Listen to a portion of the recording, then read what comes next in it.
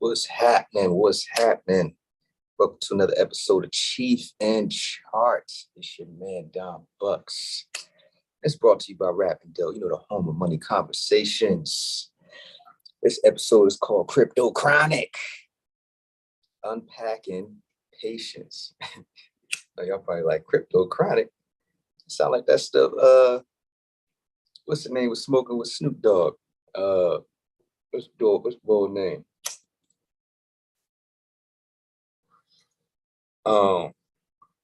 Damn, I forgot that little comedian name. He's like, I'll smoke KryptoKronic, like.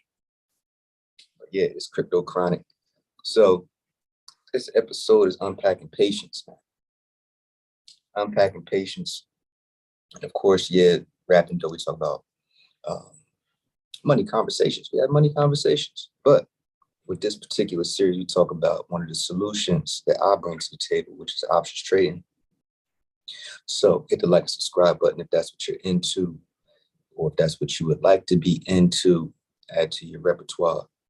Hit that notification bell because I'm on here Monday through Friday, giving y'all the sauce, what I see in the chart and what I'm doing in my plays. But like I said, we unpacking patience. So what do I mean by that? Patience is slim nowadays, y'all. I don't know if y'all noticed, but patience is slim. Like, people are in a rush. I know y'all see it in traffic. And first of all, yeah, shout out to Dope Man too. Shout out to Dope Man Clothing. Dope stands for dominating on purpose every day. You feel me? I ran into the young man down at Invest Fest, and dope brand. And he got a pretty dope story, so check him out on Instagram. But patience is slim. People with traffic in the rush to go nowhere. I know y'all seen it. I can't be the only one who's seen it. But fast is the new norm, right? People want they want to reach their goals fast, which is cool. We don't want to reach our goals slow, right? But everything is fast. Like,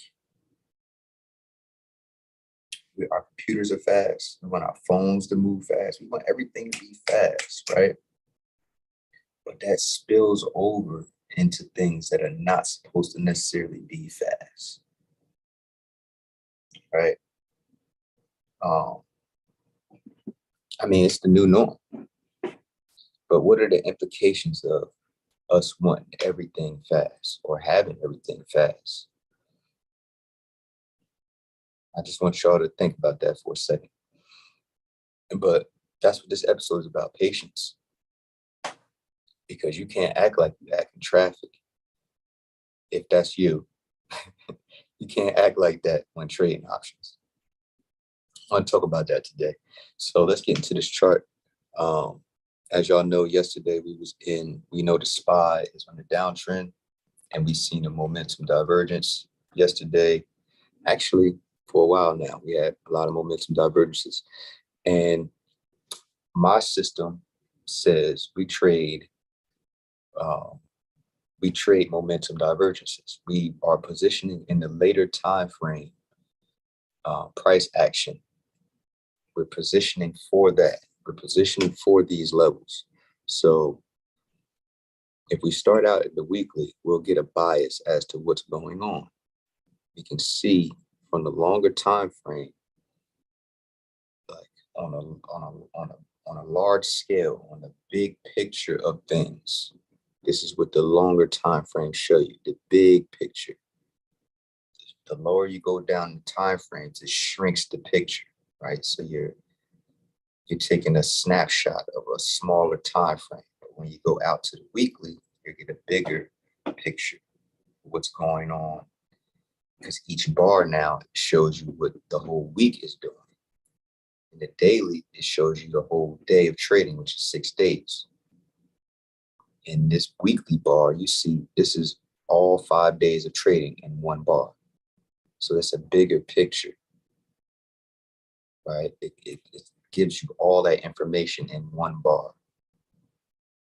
The lower you go down the time frame, you'll see more bars. There's more action. it's more smaller pieces that you're looking at. The longer the time frame, the bigger the picture. So this is the big picture.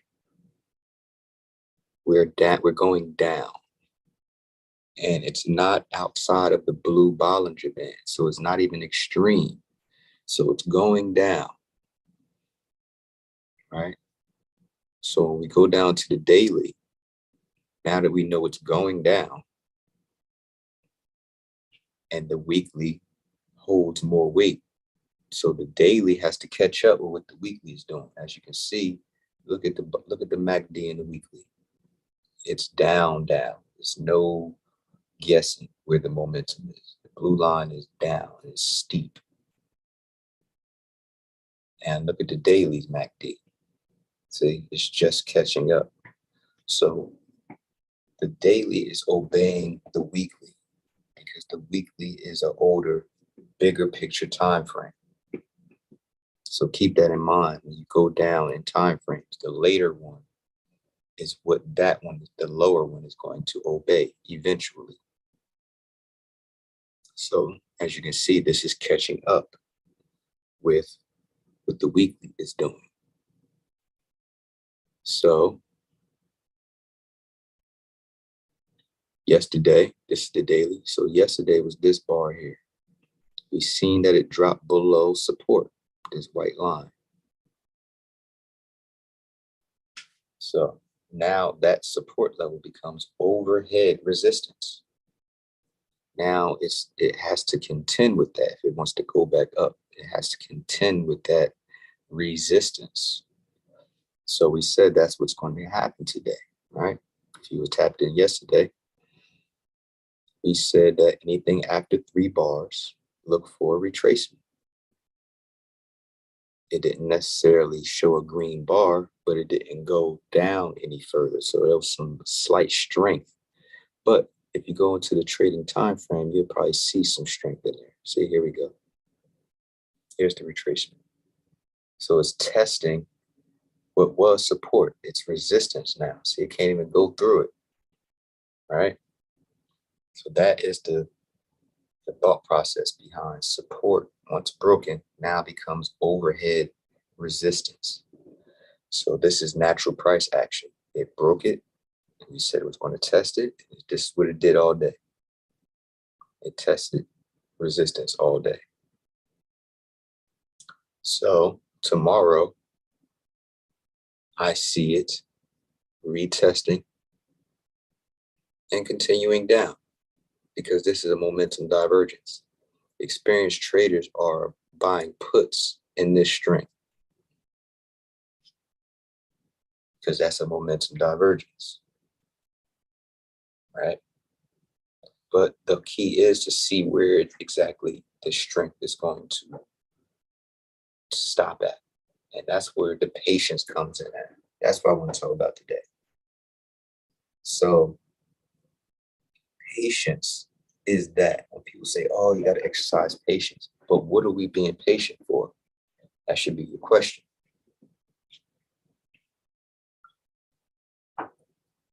But we're being patient because we know what we're looking for.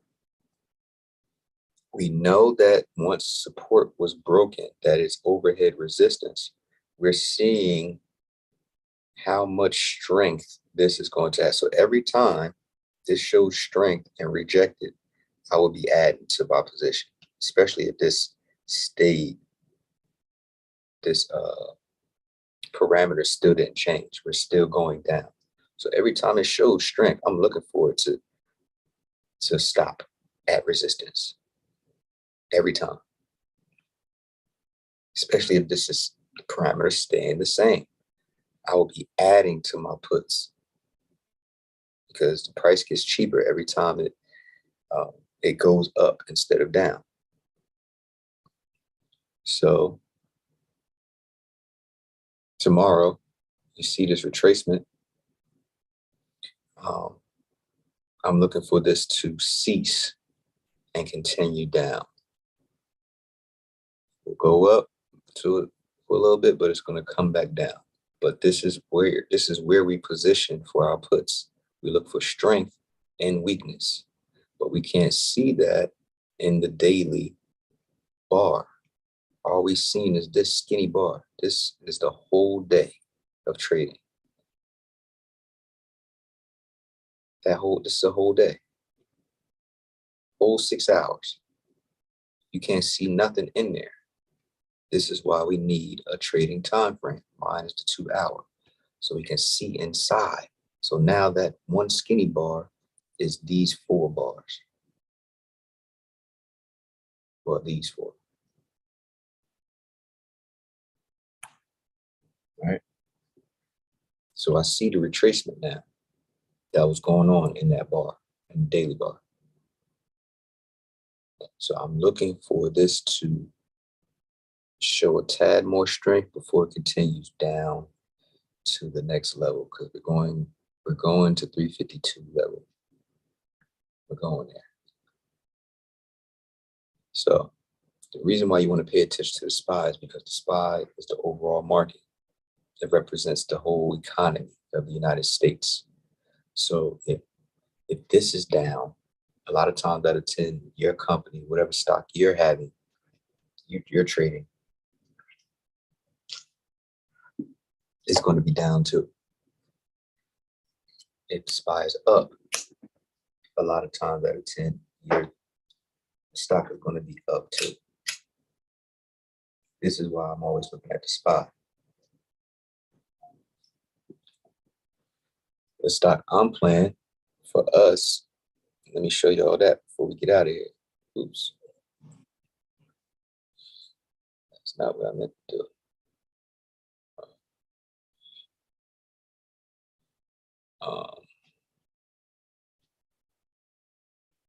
Okay. Boom. So this is what happened today. As y'all know, I'm in a stock that is in opposition to the SPY. So if the SPY is up, mine is down. If the SPY is down, mine is up. So we made 17 bucks today, y'all.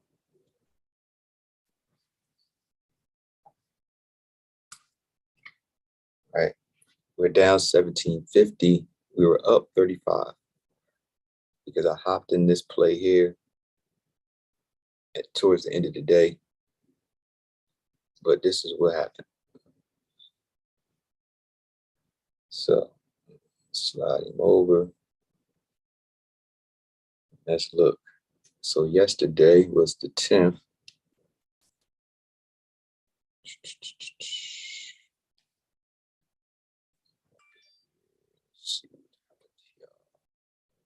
All right, boom. Sell by. Now I can see. So yesterday,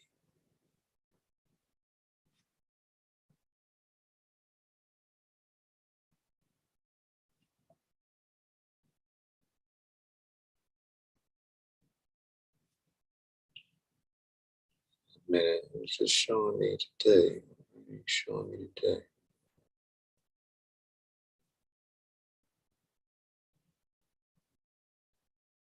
I'm still learning this platform, y'all. But it shows me what it wants to show me from time to time. It's a little annoying. Orders.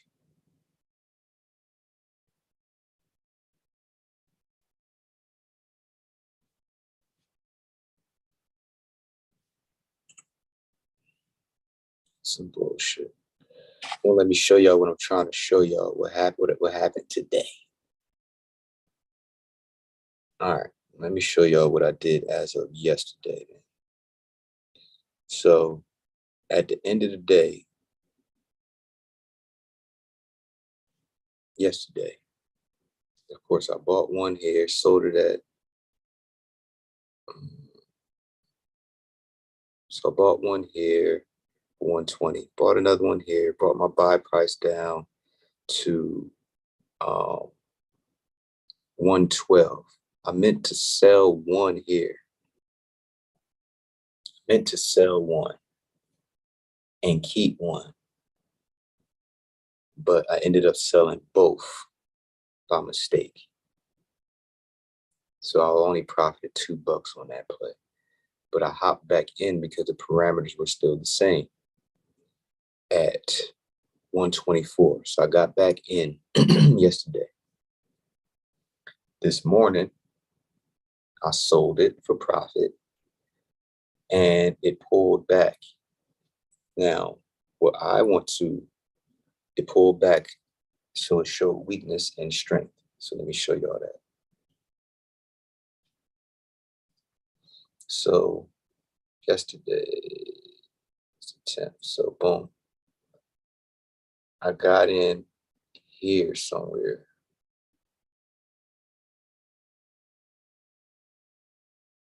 Yeah, I got in this one here. So yesterday, so 7th, took profit here from the weekend, took profit. It came down. I got back in, sold it, took profit again, went up, sold it, took profit again. It came down, and I hopped back in at the end of the day. This morning, took profit up here. It came down. But what I wanted to do, what I should do is I hopped back in here,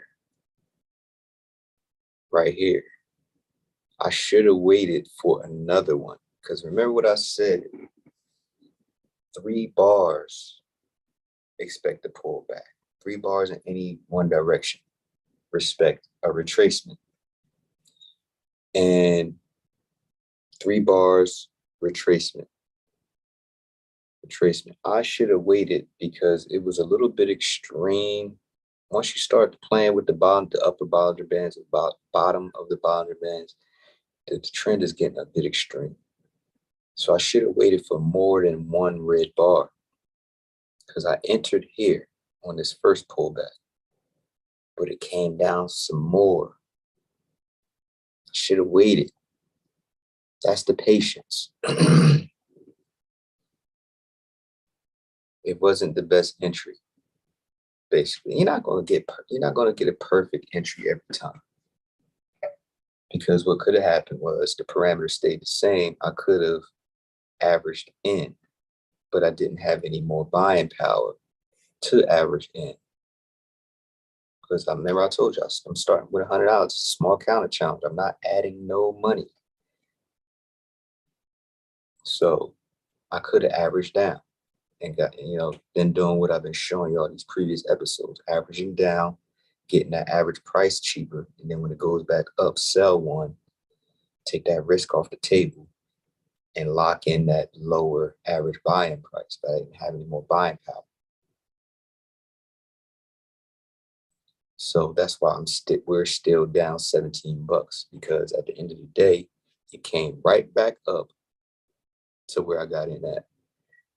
But by that time, if I would have averaged down, we'll be in profit because where I bought it at the first time, the average price would be cheaper. So I would be in profit sooner. I would be in profit here at this point if I would have been able to average down right here on this red bar. But it's all good because the parameters are still the same. And that $17 is going to be made back tomorrow because here's a momentum divergence. See this red bar?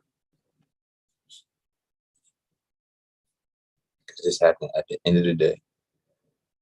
So we may have, just like we have made on the SPY, because this is in opposition to the SPY. Just like in the SPY, we're going to see a little bit more strength before it retraces back down. This one is going to show a little bit more weakness before it continues back up. So, well, that's what my edge is saying. It's not saying that's going to happen 100%, but high chances of that happening.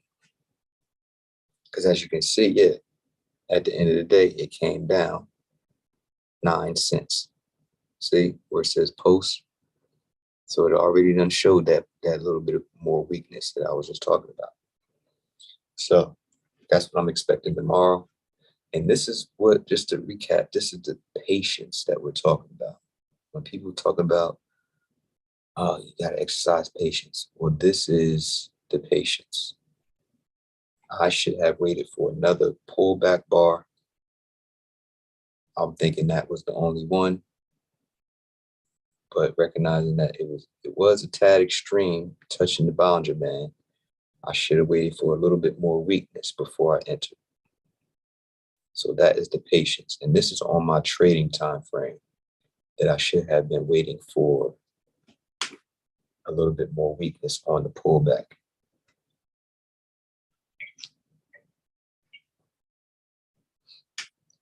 So that's the recap. Remember, in momentum divergence to the upside, we're looking for, you see this strength, we're looking for weakness for entry. To the downside, like the SPY, we're looking for strength in this weakness. So the momentum is to the downside, we're looking for strength for entry. Momentum to the upside, we're looking for weakness. See, momentum to the upside, we're looking for weakness for entry. But patience, how much weakness in that strength and how much strength in that weakness? I should have waited for another bar. You have to figure out for your stock how long you have to wait in your trading time frame. This takes practice. It takes time. Don't expect to learn this overnight. Practice, practice, practice. Webull is a good place to practice. I have a link in the description. You want to take advantage of that. But that's it, y'all. Patience, patience, patience. Wait for your confirmation for your entries. It's your man, Don Bucks. This is Cheef and Chart. If you haven't already, hit the notification bell. Hit that notification bell. Hit the subscribe button.